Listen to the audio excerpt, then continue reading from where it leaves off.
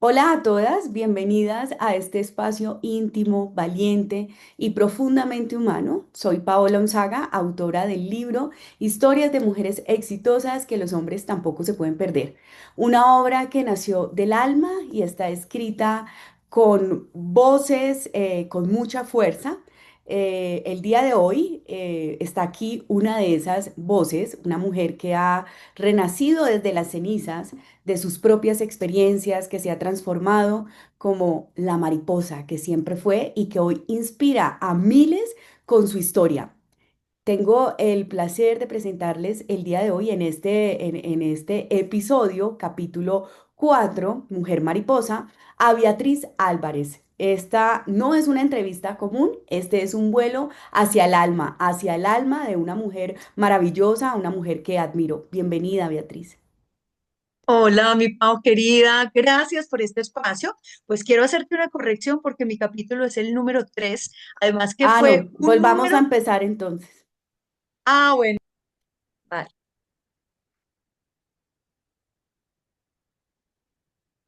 Hola a todas y a todos, bienvenidas a este espacio íntimo, valiente y profundamente humano. Soy Paola Onzaga, autora del libro Historias de mujeres exitosas que los hombres tampoco se pueden perder, una obra nacida del alma y escrita con la fuerza de muchas voces que merecen ser escuchadas. Hoy estoy aquí con una de esas voces, una mujer que ha renacido desde las cenizas de sus propias experiencias, que se ha transformado como la mariposa que siempre fue y que hoy inspira a miles con su historia. En esta serie, el capítulo 3, Mujer Mariposa, estamos con Beatriz Álvarez. Esta no es una entrevista común, este es un vuelo hacia el alma de nuestra querida Beatriz Álvarez. Hola Betty, ¿cómo estás? Bienvenida. Hola, Pau, qué linda. Un vuelo hacia el alma. Bueno, vamos a volar hoy, tú y yo, a través de este espacio tan generoso.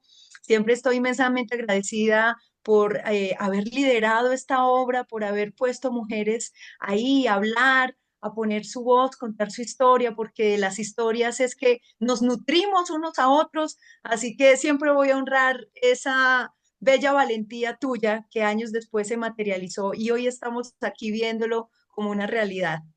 Así es, Betty, tú eres una de esas y pues para hacer un pequeño como preámbulo y hablarles a las personas que nos están viendo en este momento, Beatriz hace parte de este libro y estás en el capítulo 3 precisamente por esa, digamos, como esa cercanía que siempre hemos tenido. 5 años duramos para sacar el libro y yo te quiero, así como tú me honras, te quiero honrar el día de hoy porque tú dijiste sí cuando aún era solo un sueño, ni siquiera estaba en el papel. Pasaron 5 años, tuviste mucha paciencia. Debemos decirles a cada uno de ustedes, fueron más de 200 historias que recibimos y solamente quedaron 20. Esperamos que esas otras historias también las podamos contar, pero hoy estamos aquí para hablar de ese capítulo, el capítulo 3 Mujer Mariposa. Así que gracias, Beatriz, nuevamente, pues, por contar tu historia, por decirnos un poco sobre cómo tus sueños y todo. Y quiero decirte, tu historia comienza antes de ti, comienza con tus decisiones, antes de tus sueños y todas esas cosas que tú tenías en tu corazón. Empiezas hablando en la historia de ese amor de tus padres, ¿sí? Lo hablas de una manera muy, muy linda, muy cercana y cómo le haces también ese homenaje y ese reconocimiento a esas piezas fundamental de tu vida. ¿Qué significado tiene para ti saber que fuiste deseada, planeada, como lo dices en el libro, una obra maestra para ellos? Ay, qué linda, gracias por traer eso a colación. Y quiero comenzar pues contándoles a todas las personas que nos escuchan que la mariposa pues es el animal, yo digo que de poder, que más encarna la transformación del ser humano a través de esa metamorfosis perfecta que no se puede adelantar, que no se puede atrasar, que el tiempo es perfecto e incluso ese tiempo de dolor es absolutamente necesario para que la mariposa salga a volar. Pues nosotros como seres humanos tenemos todas esas muertes y renacimientos y por eso es que la escogí para escribir este libro, para escribir mi historia como metáfora a través de esa transformación de la mariposa.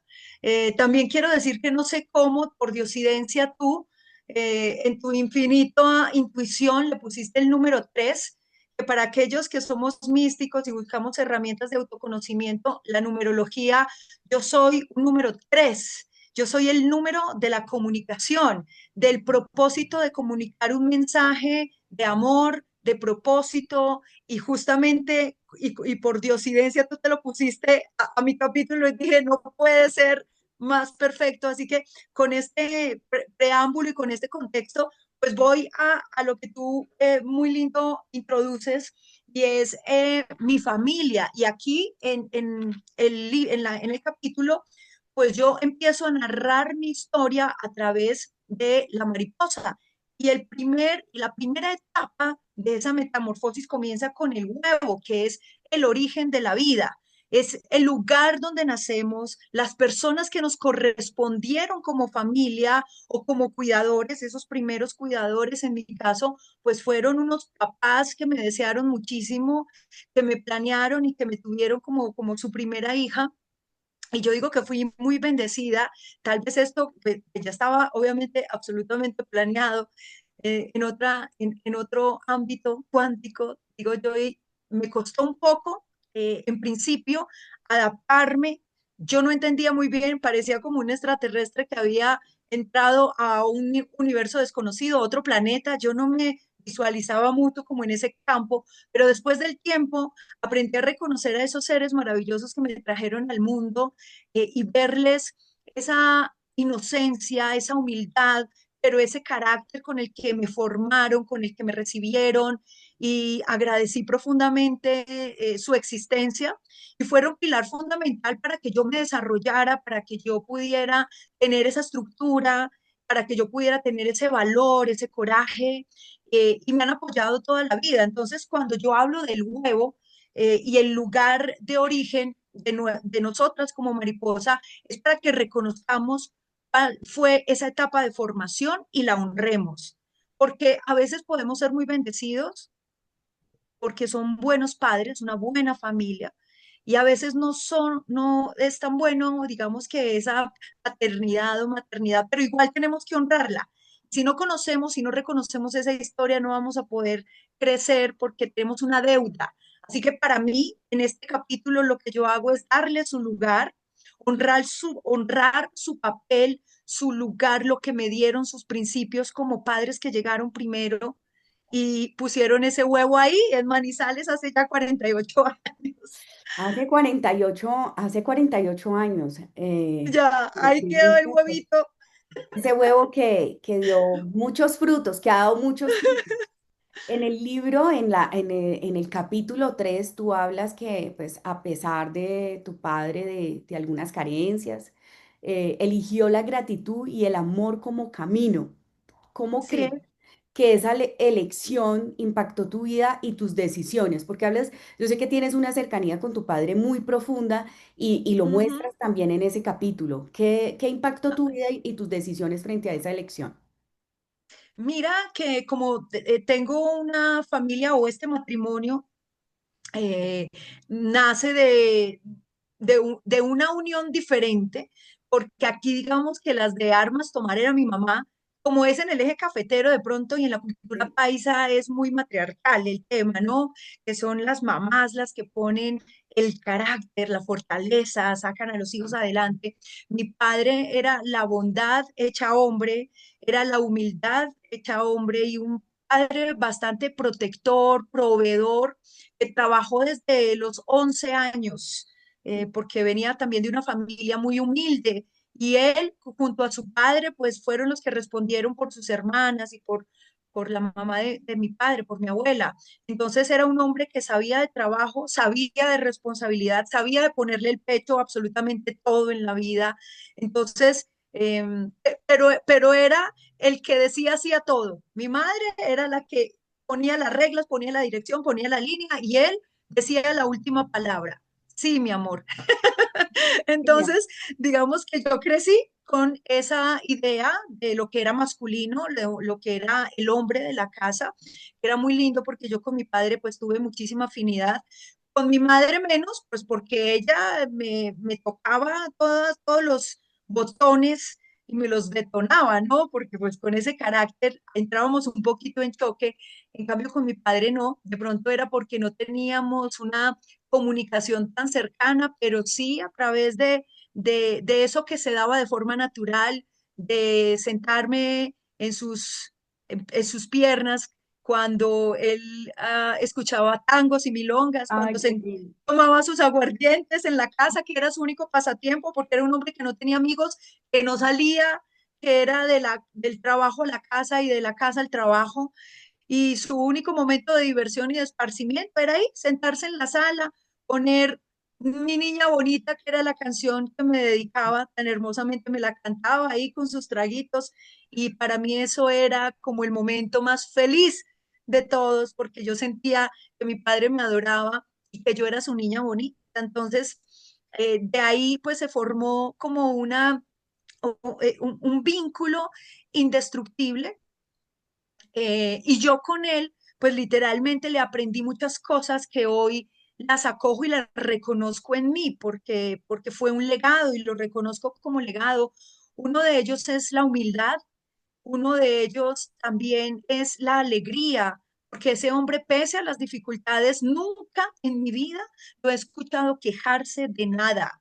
Por difíciles que fueran las situaciones, él le ponía el pecho y hoy que he estudiado mucho acerca de la vida y de la filosofía, por ejemplo, del estoicismo, de cómo enfrentar con integridad la vida, cómo estos griegos y romanos y emperadores eran capaces de ser tan estoicos. Mi papá era de forma natural y ni siquiera sabía que era eso y yo se lo reconozco ahora porque era un hombre absolutamente estructurado pero alegre en sí mismo. Él decía, mija, ya, eso va a pasar. O las cosas están difíciles, sí, pero ya vamos a tener, ya vamos a mejorar. Y eso lo fui viendo de él y lo fui adaptando a mi vida sin saberlo, pero hoy lo reconozco de una forma tan sagrada que lo valoro inmensamente, todavía sigue siendo así. Lo llamo y le digo, padre, ¿cómo van los dolores de la rodilla que les duelen mucho o de su manita que tiene temas en el carpio? Hija, ahí los dolores, pero eso nada. Y yo sé que le está doliendo muchísimo y yo sé que, pero no se queja, no se queja, él guarda, él es capaz de demostrar su firmeza. Y pues imagínate, esas son cosas que a uno lo van estructurando y que sin embargo, pues uno las adapta a su vida, pero llega a este punto a través, por ejemplo, de Mujer Mariposa, en que yo debo honrar literalmente esa bendición de mis padres, sobre todo de mi padre hombre, y pues ya, de mi madre, cómo no, si fue la que me estructuró a base de carácter Tienes, tienes mucho, mucho de ellos dos también. Tú has definido también. tu propia personalidad, pero tienes mucho de ellos dos. Y Sí, cuando estábamos dando como las indicaciones para recibir las historias que les dije a cada una de ustedes, una de las, como de los requisitos, si se puede llamar así, era que volvieran a su niñez, que volvieran ok. a lo que ustedes sentían. Y hoy que tú lo estás trayendo aquí a colación de lo que para ti representa tu papi, tu mami, desde ese carácter, pero también desde ese temor, ¿no? Desde ese temor de que no cometieras esos errores que de pronto ella en algún Ajá, momento vio, ¿no? ¿Cómo moldearon tu carácter esas gotas constantes de advertencia sobre ti, sobre los hombres, sobre esos miedos que de pronto tenía tu mamá, pero que más tarde también se convirtieron en unos miedos profundos hacia ti? ¿Cómo, cómo, ¿Cómo moldearon esa identidad? Muy buen punto, porque a través de la lección del huevo, también digo que a veces hay que ir atrás para para entender, para observar y para darse cuenta de esas semillas que nos implantan nuestros padres o nuestros cuidadores o los primeros respondientes cuando nosotros éramos niños, porque de eso parte muchísimo las creencias, los patrones que nosotros adoptamos a lo largo de la vida y que nos hacen hoy ser quien somos, pensar como pensamos y actuar como actuamos. Entonces, cuando uno se pregunta, pero yo, ¿por qué soy así? Pues hay que ir a esas primeras enseñanzas de cómo fuimos, digamos que de algún modo programados por esas personas que con mucho amor o no, pues fueron las que nos enseñaron lo primero de la vida. Y esa es la estructura que se da en los primeros años, después de los 7, cuando ya absorbemos como esponjas toda esa información que ellos nos brindan. En mi caso, pues yo venía de unos papás sin educación, no tuvieron más que una escuela o un poco de bachillerato.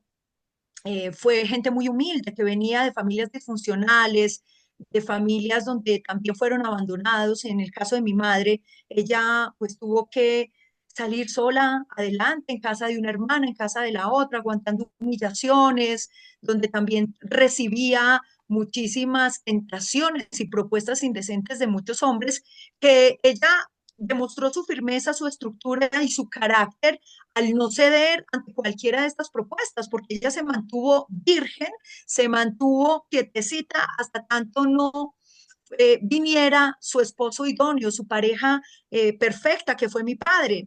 Entonces, ella pudo haber tomado cualquier otra decisión, sin embargo, valoro mucho como ese coraje de permanecer ahí, indomable, ante la adversidad.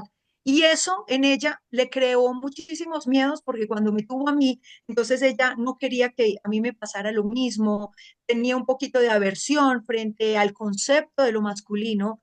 Entonces su forma de advertirme era a través de esa teoría de que los hombres solo venían a hacerme daño y que como veían bonita, que de pronto los hombres solo se querían aprovechar de mí. Sí, Y eso, como una gota, tú lo sabes, gota tras gota todos los días, pues te hace un hueco así de grande y tú ni te das cuenta porque eso va quedando en el subconsciente. Eso es lo que literalmente te va a formar todos esos miedos y esas anclas limitantes que llamamos en programación neurolingüística. Yo en ese momento pues no sabía nada de esto. Sin embargo, he sido rebelde desde que tengo uso de razón. He ido en contra de todo, incluso desde esas percepciones que ya desde niña las veía como erróneas. Y yo le dije a mi mamá, no, esa no soy yo. Y yo me fui de rebelde a probar mi propia teoría que había construido desde una libertad mental que no tenía en casa, porque ellos eran como queriéndome decir, es que es por aquí, es que es esto, es que es así. Y yo dije, no, no es así. sí, Pero bueno, él no es así, claro, me costó un embarazo adolescente. Sin embargo, creo que también era absolutamente perfecto, pero reconocí años después que esa educación amorosa era una educación coercitiva, era una educación implantada a través del miedo. el miedo. Y eso en el inconsciente, quitar y desarraigar y desprogramar esos patrones es bastante difícil. Yo creo que eso lo fui evidenciando en mis relaciones de pareja difíciles. Entonces uno a veces se inculpa muchísimo y trata de autolacerarse, pero al entender de dónde viene esa programación, pues entendemos que viene de la ignorancia de los padres. En Sí, este la caso de mi madre. ignorancia, No quiere decir, claro, no quiere el decir que que no la ame. desconoce. Ignorancia al que desconoce, ¿no? Sí, Exacto, no es de una forma despectiva, no es que sí, la lo esté entiendo. juzgando, por el contrario, reconozco todo su pasado y la historia dolorosa que la hicieron ser lo que fue. Por eso me compadezco, o sea, como la compasión de rendirme ante su historia, que también fue dolorosa y que ella no pudo hacerlo mejor en ese momento. Fue la única forma con las herramientas y recursos que tuvo para educarme a mí de esa forma. Hoy día lo puede ver diferente porque ya su mente creció, ya su mente evolucionó Y yo que lo vi antes, la perdoné y me perdoné a mí por haberla juzgado en algún momento. Entonces, el hecho de salir de la ignorancia quiere decir que asumes conocimiento, que te rindes a eso que pasó y que no pudo ser diferente, pero que redireccionas al decir, hay un patrón, pero rompo este paradigma para adquirir el conocimiento que sí es. Entonces me voy por el camino, no de la rebeldía, que es como ir en contra de, sino el camino de la conciencia y de mi verdad, que es diferente.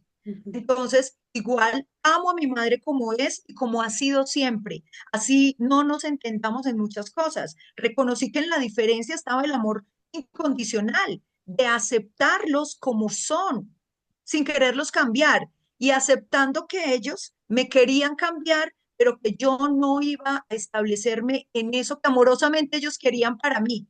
Y con el paso del tiempo les demostré que el llevar mi propio camino, pues tuvo sus tropiezos, pero me responsabilicé de cada caída y pude salir adelante con mis recursos porque eso es lo que hace una persona responsable de sí misma. No le echa la culpa a nadie y menos a sus padres que le dieron la vida.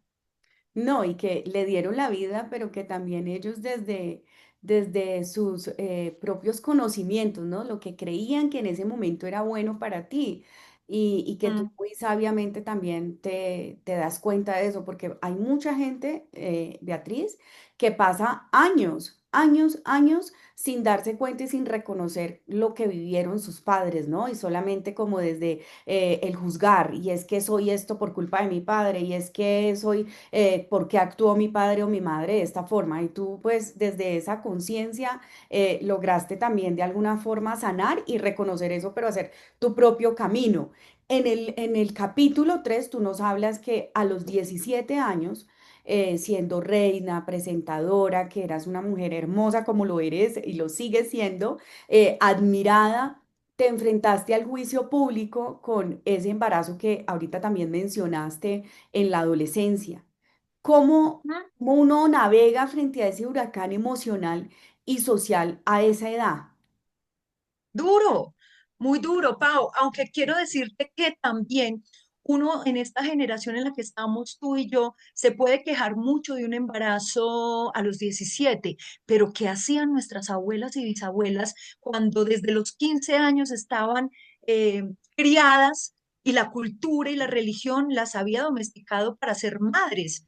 Y ellas tenían desde 7 hasta 11 hijos a partir de los 15 años. Entonces uno dice, wow, pues si fue muy duro para mí, porque claro, la sociedad ya había avanzado, pero me Impresionante. ponía a pensar yo también en esas abuelas y dije, Ave María, qué matronas, qué mujeres tan, siempre lo hemos Mi sido, abuela tuvo 10 siempre hijos, mi madre 5, imagínate.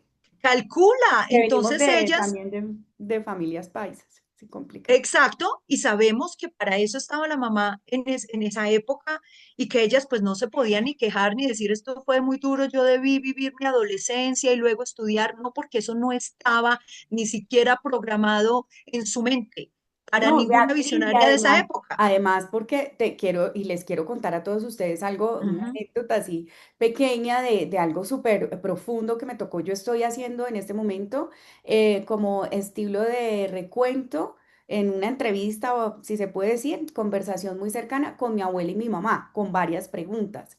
Dentro de Sí, una de esas preguntas yo le dije, mi abuela es paisa, como tu madre, y le hice abuelita, ¿tú por qué tuviste tantos hijos?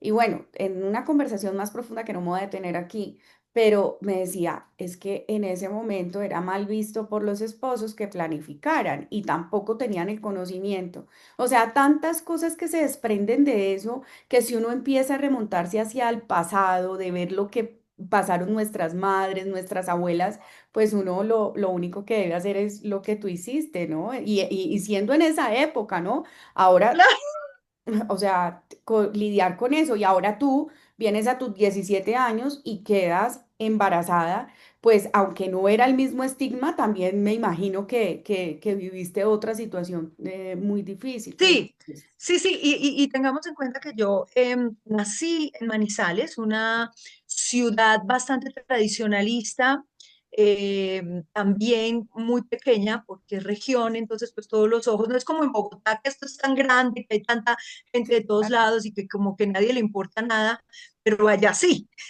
Yo había acabado de ganar un reinado y ya estaba trabajando en esa época en el canal regional. Yo ya había empezado como presentadora, entonces de una forma muy precoz, la vida me empujó a adquirir responsabilidades y a darme cuenta del coraje que tenía para enfrentarlos.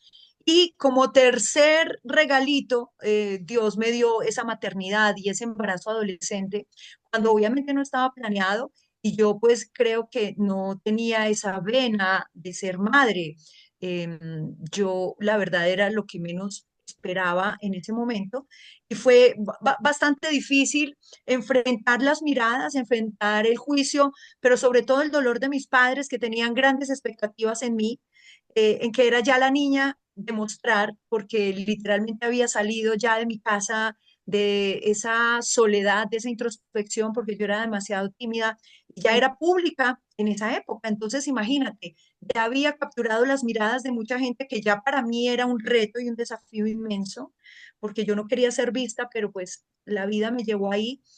Y después fue más vista cuando vieron que yo estaba embarazada y que no estaba casada y que era tan joven y con un futuro tan promisorio. La gente creyó que se me había acabado la vida ahí con ese embarazo.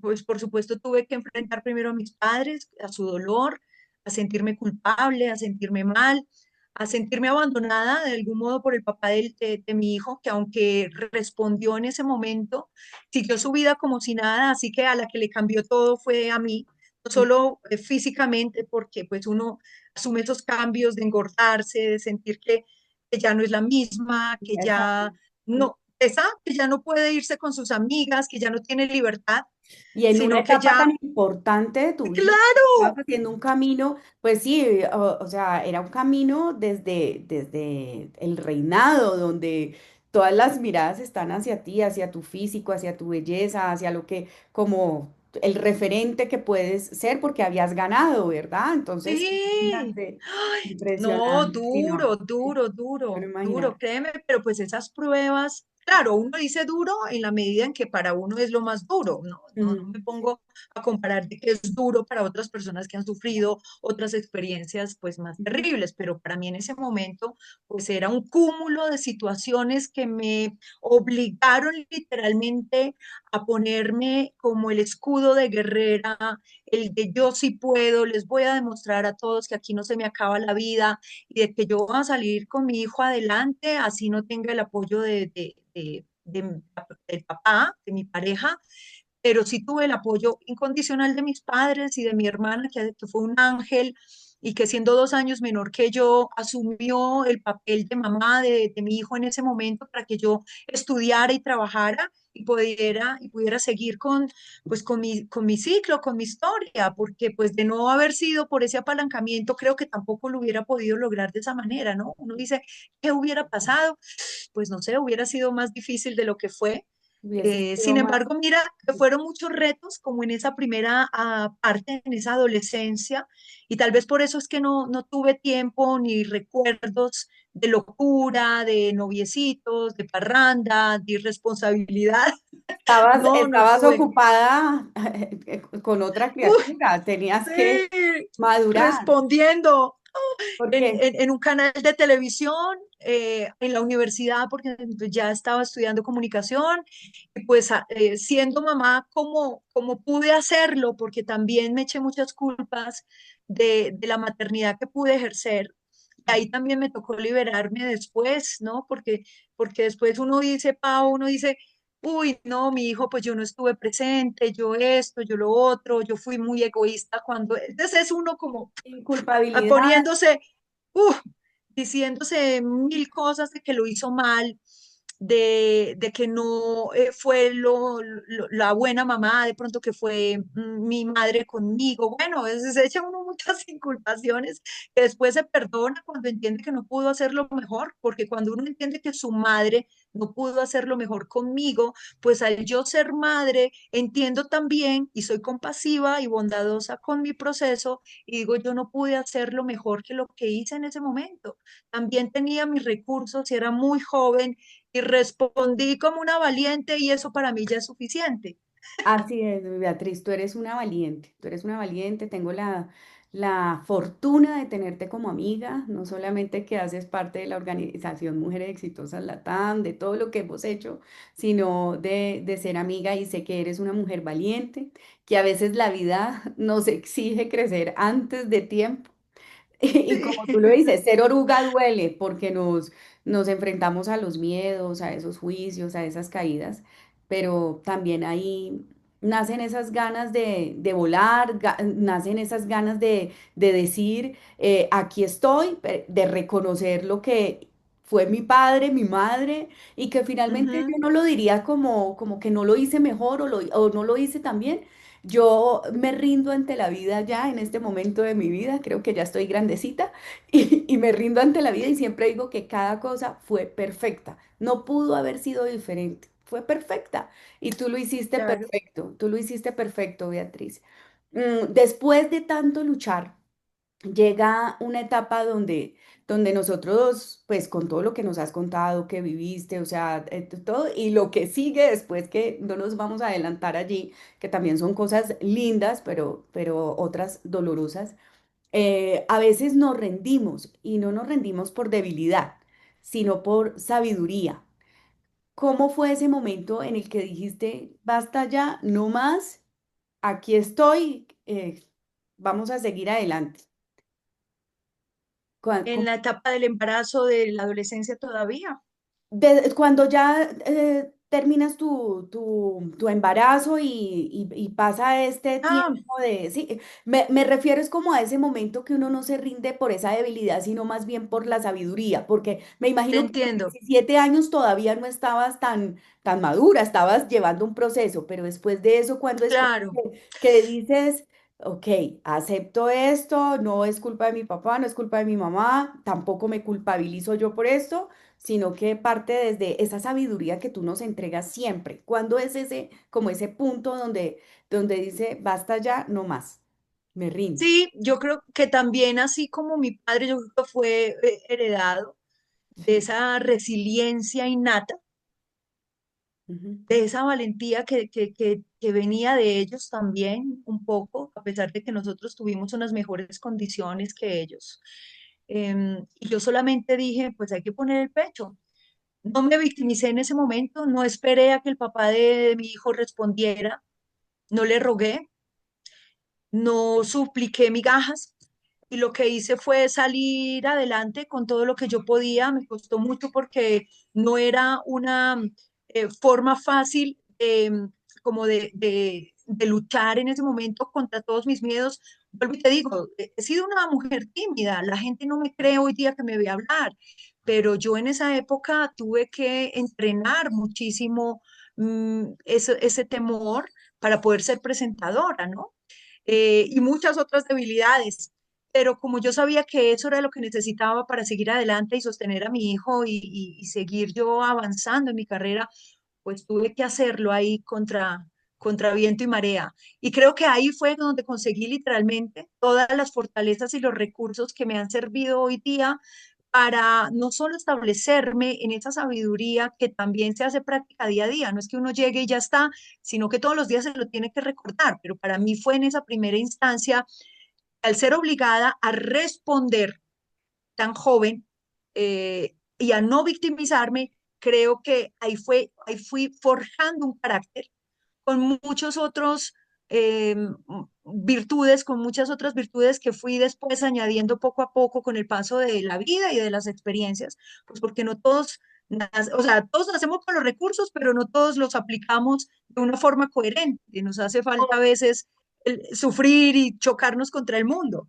O también, Beatriz, que es algo que yo te reconozco siempre, y es que no todo el mundo tiene la fortaleza o la fuerza o la gallardía, diría yo, de mirarse con todos sus defectos y sus cosas y decir, bueno, esta soy yo y esto es lo que soy y reconocerse, ¿no? Y tú tuviste ese valor de reconocerte, de decir, Claro, es mi historia, esta soy yo. Y eso también ay, sí. es hermoso, que no todo el mundo lo logra, Beatriz, no todo el mundo. No, porque nos enseñaron, mi Pau, que hay que mostrar lo bonito, que hay que ser exitosos, que hay Ujú. que mostrar la mejor cara. Y créeme que también un poquito de eso es de mi madre, que con mucho amor yo se lo he dicho, que también me puso un peso encima de siempre ser la niña bonita, de ser la perfecta, de ser la de mostrar, arréglate bien, mira que qué va a pensar la gente.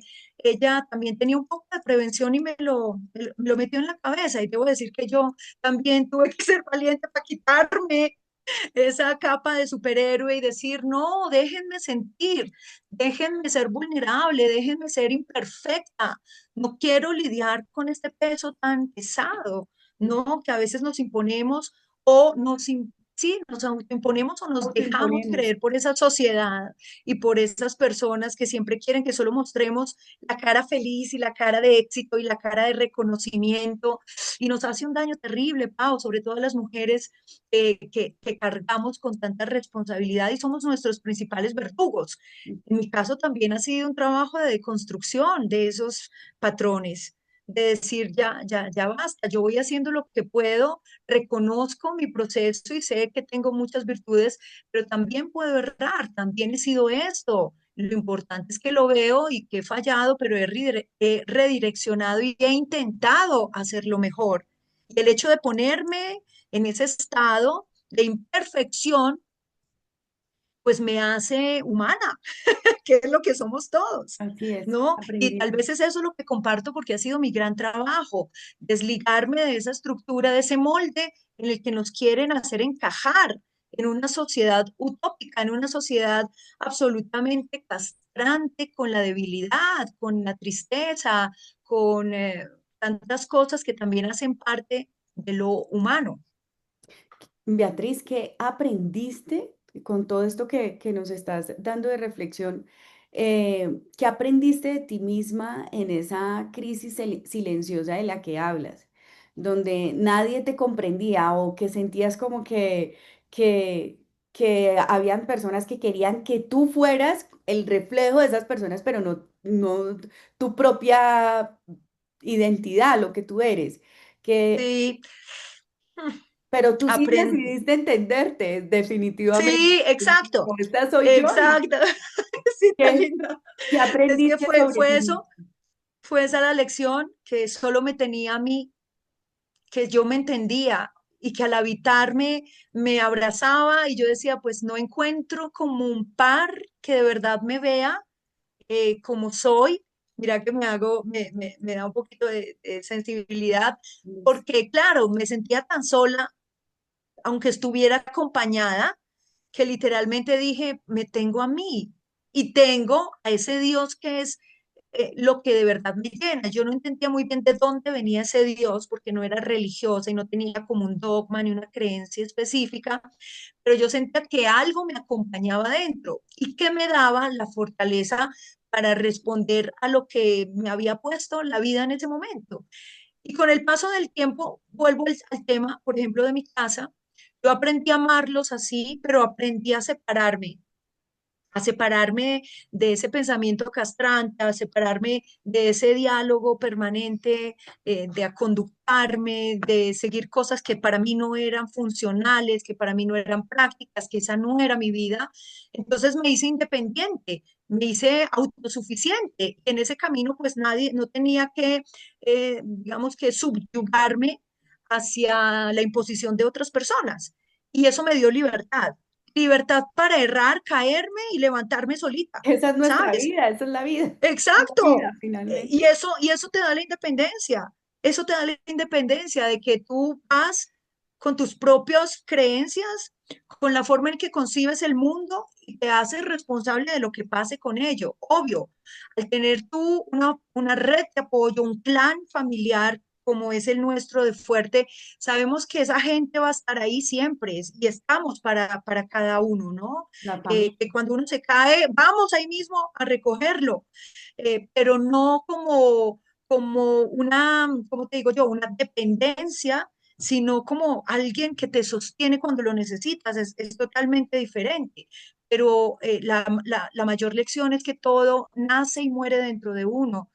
Toda la responsabilidad radica en la forma de afrontar tus propios miedos, tus debilidades pero también tus fortalezas y cómo ir avanzando en ese camino con compasión y con amor propio, ¿no? El amor propio es eso, es abrazarse en su luz y en su sombra. En su luz y en su sombra. Y hablemos de una sombra que de pronto no hemos tocado superficialmente en esta conversación, pero que yo quiero nuevamente y te reitero agradecerte y creo que nunca voy a terminar de agradecerte por lo generosa que fuiste al compartir tu historia. Y dentro de eso que nos contaste o que nos cuentas en el capítulo, es que tú te casas creyendo haber encontrado por fin esa, como esa contención de la que tú hablabas. Ya tenías esa contención de tu familia, tu hermana, tu Ujú. padre, tu madre,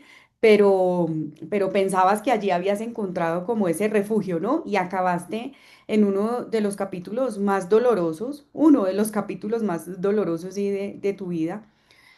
¿Cómo se supera esa decepción de ese cuento de hadas que no fue? Sí, duro, duro porque venía pues de una relación con el padre de mi hijo y era como mi amor más grande desde los 15 años hasta los 30 vivimos juntos y fui pues digamos que una esposa proveedora, porque en ese momento yo era quien tenía la posibilidad de hacerlo y lo hice con todo el amor del mundo para ayudarle a ese hombre que amaba. eh, También para darle un hogar a mi hijo en ese momento. Entonces, pues lo hice como tenía que hacerlo nuevamente, ¿no? Respondiendo ante lo que la vida me proponía y me pedía en ese momento. Sin embargo, pues ya estaba muy cansada del término y decidí terminar esa relación muy fuerte. Fue como el primer gran duelo de una relación. Y como quedé así como un poco debilitada, y yo dije, uff, estoy tan cansada, llevo tantos años ahí remando.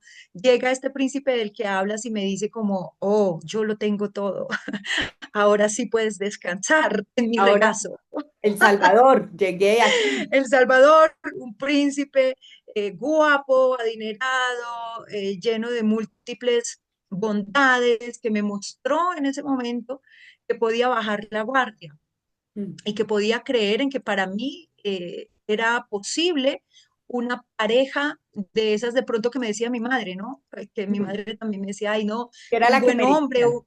claro, un hombre, es que tú te mereces tanto, te mereces un buen hombre, un hombre que ya esté hecho y derecho. Y yo lo veía así como decía mi madre, y yo dije, bueno, si me propuso matrimonio este hombre, pues yo, ¿qué más voy a decir? Me voy para esa intención que no era la mía, en realidad no quería casarme, pero pues él me lo propuso, pero me lo propuso de forma muy rápida y precoz también, fueron escasos 4 o 5 meses de una relación muy adrenalínica, muy rápida, como un bombardeo de amor que yo la verdad estaba como toda avasallada y como yo no había tenido eso nunca, porque ya te digo que no tuve novios y no tuve la oportunidad de probar Mm, qué era estar con uno, con otro, pues para mí eso era demasiado nuevo.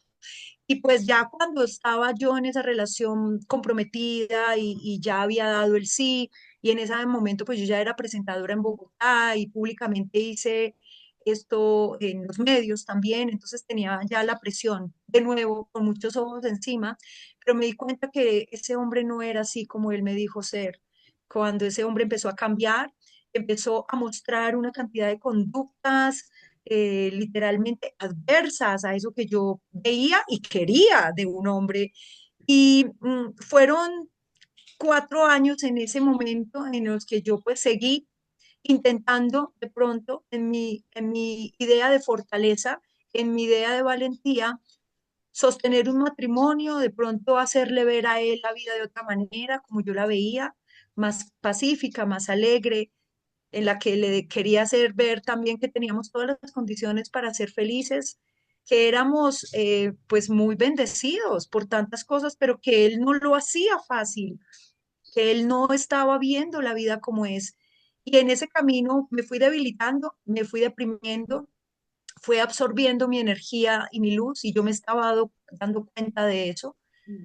Pero pues, como te digo, ya uno ve los retos y desafíos como pruebas de Dios para ver qué tanta luz hay en uno.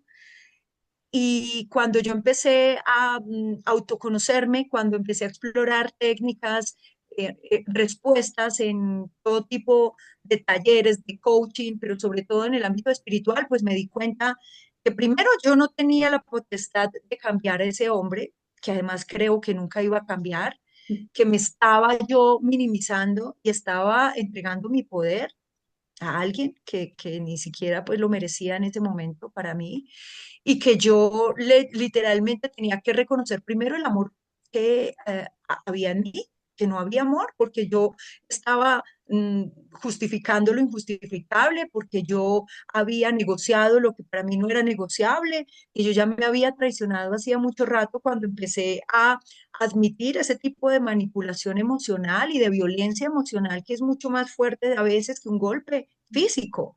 Entonces, imagínate, fueron años difíciles, pero pues que hoy día, no en ese momento, porque en ese momento era lo peor que yo había pasado, pero ya después reconozco la maestría que tuve, no a él como maestro, sino como mensajero de una maestría esencial de vida que ya hoy me permite, pues por supuesto, poner límites, me permite hoy decir no sin miedo, sin culpa, me permite dictaminar directamente cuando alguien me quiere manipular o violentar o tiene esos mensajes pasivo-agresivos que uno disfrazaba o que uno toleraba. Entonces, pues me dio unas herramientas gigantes. Fueron muy duro el proceso. Déjame decirte que sí, fue muy duro, yo no entendía nada, pero como lo hablábamos ahora, el conocimiento erradica la ignorancia. Cuando uno no sabe a lo que se está enfrentando, pues puede perpetuar esas conductas. Cuando yo empecé y busqué por mi propio medio las respuestas, pues me aboqué al conocimiento. Y cuando ese conocimiento lo hice práctico, pues aprendí que era la sabiduría. La sabiduría es aplicar eso que aprendes en la vida misma. Y no necesitas ser un maestro ascendido, es que la vida diaria te exige esa sabiduría espiritual. Y yo la adquirí ahí, en ese matrimonio. Y ya cuando uno lo ve con esa compasión, incluso para ese hombre, que no lo odio, del que me río a veces y hago chistes, eh, y yo veo ya a ese demonio como un poquito como un niño herido y digo, qué tristeza, pues tener ese corazón tan vacío, ¿no? Y esa mente que no es capaz de ponerse en el lugar de los otros, que no tiene empatía, debe ser muy difícil. Y ya me genera es como compasión, incluso. Y eso me permite sanar el corazón y no tener esa deuda también ahí en ese capítulo de mi vida. Y me libera totalmente. Liberador, liberador Mm, totalmente. sí, Tú tomaste varias decisiones en tu vida o has tomado varias decisiones en tu vida muy radicales, ¿sí? Como dejar ese matrimonio o también asumir tu rol como madre, porque pues otra persona en tu caso que tenía un futuro por delante, pues hubiese decidido abortar, ¿sí? Y no lo tomaste. Fuiste sí, una mujer muy valiente, porque en otros casos no es así y decides empezar de nuevo y yo que te conozco sé que eres una mujer resiliente y que no te rindes y que continúas y que has tenido tus situaciones difíciles, pero que vuelves y empiezas las veces que haya que ser, que haya que hacerlo, me consta. ujú. ¿Qué se siente estar de nuevo en ese vacío, pero ahora con alas? ¿Qué sientes en este momento? Eh, que es un vacío lleno de todo, porque por ejemplo yo te puedo decir que en ese matrimonio mm, yo salté, o sea, me separé, decidí irme de ahí con toda la fuerza y la valentía que me exigía abandonar, porque en ese momento uno siente que está abandonando su pareja, que está abandonando un proyecto de vida, que está abandonando una institución que para mí era tan importante porque tenía el ejemplo de mis padres, que era un matrimonio hermoso. Entonces para mí era una idea de fracaso, ¿no? Y entonces abandoné todas esas creencias y dije, salto, y salto era porque de verdad no tenía nada, yo no tenía trabajo, no tenía ahorros, no tenía piso. Mi hermana Eras tú. me salvó, claro. mi hermana acogió en su casa, pero yo en ese momento pues quedé vacía y desprovista de todo lo que creí seguro, y que no era nada seguro en realidad. Eso no No, pues sí. era una idea de uno, de que tener un matrimonio, de que tener un buen hombre, de que tener esa casa que él proveía. Eso pues no era, primero no era mío, segundo era lo más inestable, era una jaula de oro Ujú, en la que estaba además sufriendo y minimizándome como mujer. Entonces yo ahí quedé vacía, pero vuelvo al tema, encontré todo, la plenitud, cuando incluso sin esos recursos materiales, me sentí libre, me sentí plena, sentí que estaba habitando mi verdad, por fin me estaba mostrando con ese grado de apertura a la vida, de que me mostrara todas las infinitas posibilidades y que esa era una chiquitica a la que me estaba aferrando. Entonces se me abrió el mundo, se me abrió y yo encontré la forma de volar eh, y sentirme expandida. Me fui como del terreno firme donde está la mariposa a decir, ay, no vuelo. Y cuando uno empieza a volar, pues nada, no tiene piso, pero está feliz, porque la vida es eso, la vida es incertidumbre, la vida es cambio. Lo único constante es el cambio, dicen por ahí los filósofos. Y yo pues admití eso, lo acepté, yo asumí que nada es para siempre y que hay terminaciones que son necesarias y que uno no tiene por qué estar dándole largas a situaciones que vulneran tu dignidad y tu bienestar. y en la que no Entonces eres ahí, Pau, feliz, en la que no eres feliz, en la que que no no eres hay feliz, tú, exacto. no eres tú, que Y no ahí puedes yo creo, volar. no, exactamente, era una mariposa encerrada, era una mariposa alienada, imagínate una mariposa encerrada en un vaso de cristal, no es mariposa ahí, aunque lo sea de verdad, no puede experimentarse como mariposa, Beatriz, porque vino fue a volar por el sí. aire. Y hablando de volar y del aire, y ya vamos a ir finalizando, yo sé que me quedaría contigo hablando, pero vamos a ir cerrando ya este capítulo, pero quiero, eh, hablando de lo que dices de volar, que querías volar, ¿cuál fue ese primer vuelo o esa experiencia donde tú dijiste, ya no estoy sobreviviendo, estoy volando? ¿La recuerdas? ¿La tienes ahí en tu memoria? ¿De pronto podrías compartirnosla?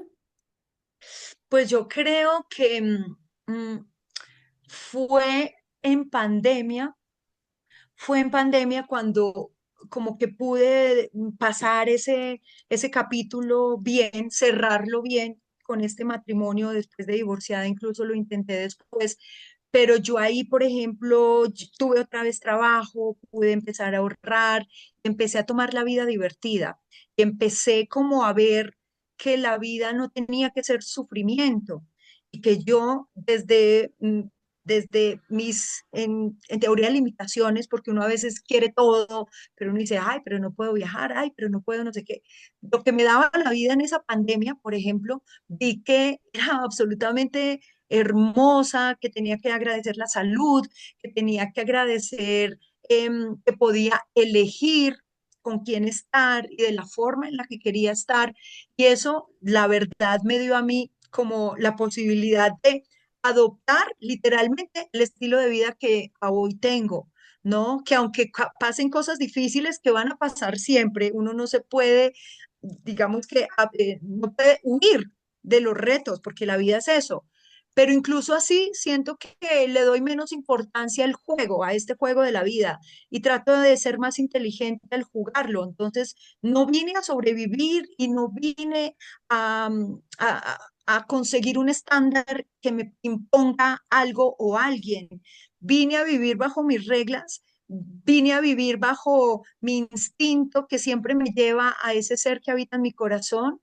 Vine a estar alineada con esa luz y con ese propósito que hoy elijo ser como canal de comunicación para que otros puedan ver a través de mi historia eso, que no padezco como víctima los retos, sino que hago de eso mi grandeza y a través de eso, pues otros se pueden espejar, no por mi ego, no porque quiera sentirme más o porque mi historia sea mejor, sino que a partir de ese pedacito de arena, pues todos somos la playa y que al que estar en esa unidad, pues todos vamos saliendo adelante, construyéndonos unos a otros con estas lecciones de vida y ahí dejamos de sobrevivir y vivimos con propósito y con magia, como le digo yo que soy mística.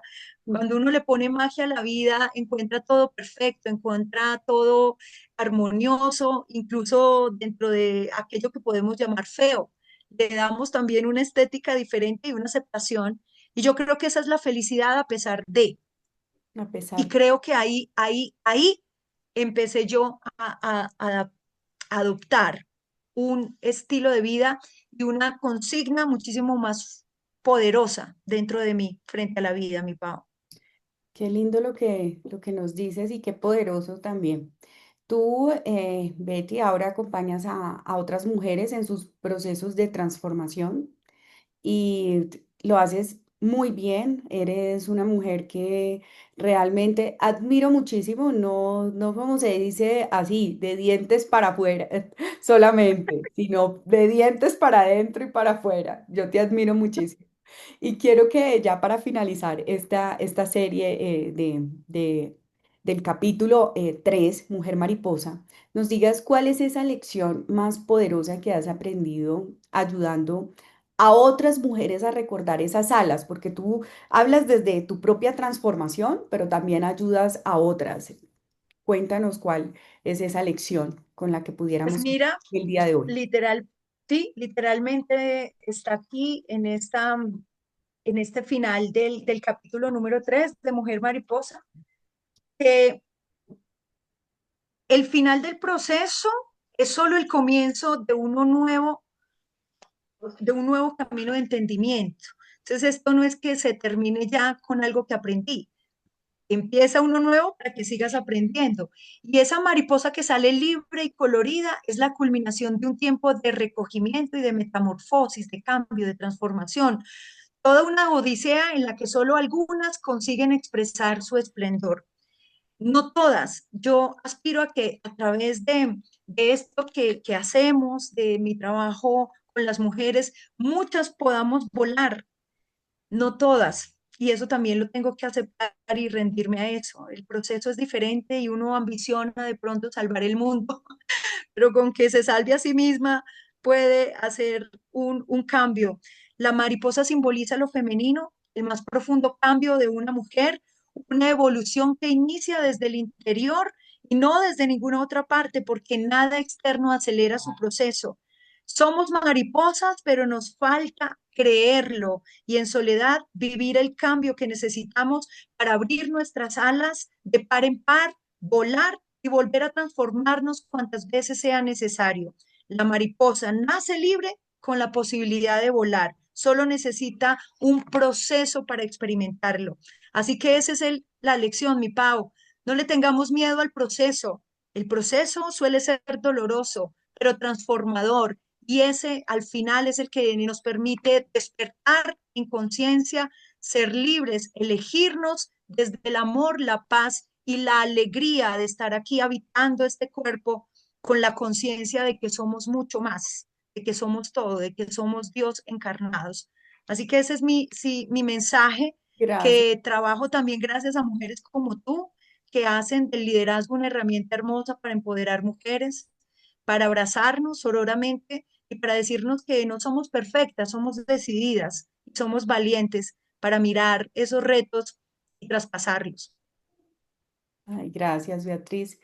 Muy lindas tus palabras, yo las recibo con todo el amor del mundo y vamos a seguir adelante, porque Mm. siempre he dicho, nosotras como mujeres no nacemos rotas. Lo que pasa es que a veces nos vamos olvidando, pero cada mujer que recuerda quién es se convierte en luz para otras. Y eso es lo que haces tú, Beatriz, ser una luz para todas las mujeres. Y eso es lo que definitivamente deben hacer las mujeres mariposas, como hoy lo hablamos en esta serie, en este capítulo 3. Gracias, Betty. Gracias, amiga. Gracias, Mm. aliada. Pues, tengo muchas cosas para decirte, para expresarte. Gracias por tu valentía. Gracias por mostrar que el vuelo definitivamente no es perfecto, pero que debe ser real, como te muestras hoy, una mujer real. Gracias por recordarnos que cada caída, cada amor también, cada desilusión, si se puede llamar, o cada silencio, nos lleva al centro de nuestra verdad, no la de los demás, sino la de nosotras, que es la que necesitamos escuchar realmente, porque el paso por esta tierra es muy corto y debemos es vivirlo de acuerdo a lo que nosotras sintamos y queramos. Esta historia hace parte del libro Historias de Mujeres Exitosas que los hombres tampoco se pueden perder. Quiero decirles a cada uno de ustedes que adquiéranlo a través de Amazon. Nos convertimos en bestseller en la primera semana de lanzamiento. Un libro que no solo narra vidas, sino que despierta la tuya. Y si estás viendo esto, no es una coincidencia. Quizás tú también allí en el espacio en el que te encuentres, estás viviendo una situación difícil y necesitabas recordar tus alas, esas alas que no están rotas y que necesitan volar. Así que suscríbete al canal, comparte esta entrevista con alguien que necesite volver a creer en sí y bueno, somos muchas más las que estamos volando y este espacio es para ti y para todas y todos también los que se quieran unir a nuestra organización, Mujeres Exitosas Latam. Esperen un próximo capítulo y vamos a estarles contando mucho más sobre todas las protagonistas de este libro. Nos vemos en una próxima oportunidad. Hasta la próxima.